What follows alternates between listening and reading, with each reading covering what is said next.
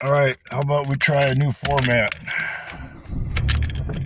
Seeing as how I can't pay people to even watch my videos, YouTube sure in the hell ain't gonna help. Let's put it in what's called dizzy mode.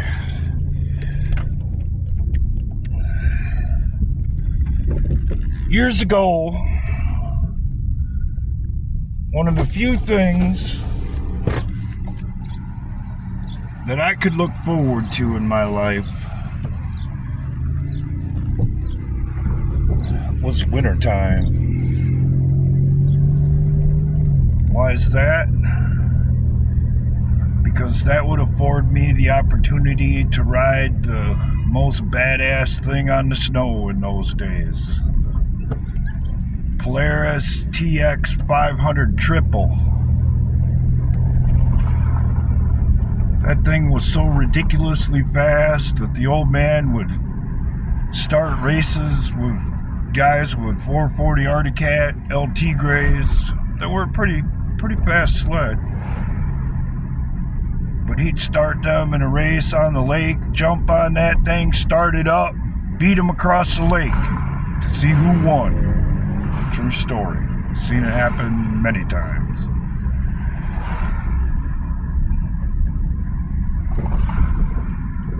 And I was just a little fella. I was always real small until I got in my junior year of high school. And he'd set me on the gas tank and reach over the top of me, and that's how we'd ride. And every once in a while he'd let me drive, especially if he'd been drinking too much. And every once in a while, just for fun, I'd dump him off the back because that thing had so much power. I'd always make it seem like it was an accident, and sometimes it was. But then again, sometimes it wasn't. But why did I look forward to that time so much? It all had to do with my life when I wasn't out on the snow. I wish I could demonstrate it on YouTube, but I got to a point in my life where you could hit me across the back with a coat hanger full swing and I wouldn't even flinch. You'd call me the most horrible names as a little kid and you wouldn't even get a reaction from me. Especially if it was somebody who was from outside of my circle. Because I've heard that and dealt with that inside of my circle for years and years and years. And the only release I had was riding that damn snowmobile.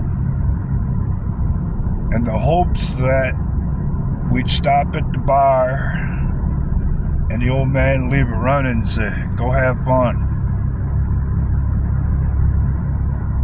Well, first of all, I couldn't think of a more irresponsible thing to do with your child than turn him loose on a monster like that. But hey, that's what part of growing up in Generation X was all about. And I got to experience the extreme part of it. But it was the only release I had. And I'd go out on the lake, I'd open that bad boy up, scream my fool head off. Because it's the only time throughout the entire season of abuse, I guess you could say, where I could get some release. And I knew it was dangerous. I knew if I wrecked that thing, I was deader than a doornail. But I didn't care. And I've known a lot of things that were extremely dangerous and that I shouldn't have done for the same reason. I still didn't care. I've never done that with this car, with the little car that'll be on the cover photo. Woo! That little Japanese bitch is taking some abuse, all because of the shit that I have went through in my life.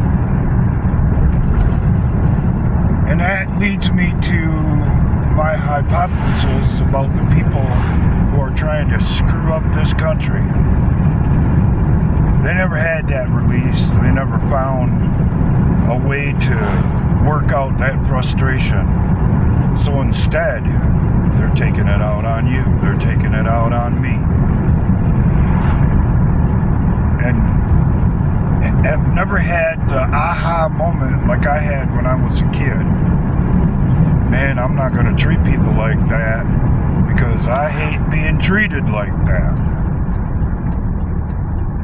But apparently, that kind of morality doesn't exist on the left.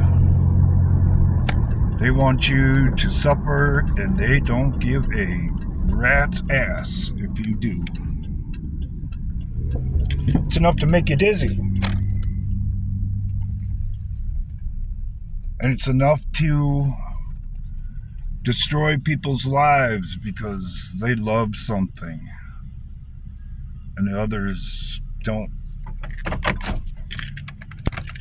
In my opinion, it's pretty much just that simple. And in my opinion, that's a crying damn shame. Because it don't have to be like that. It never had to be like that. But they had to make it like that. And here we are.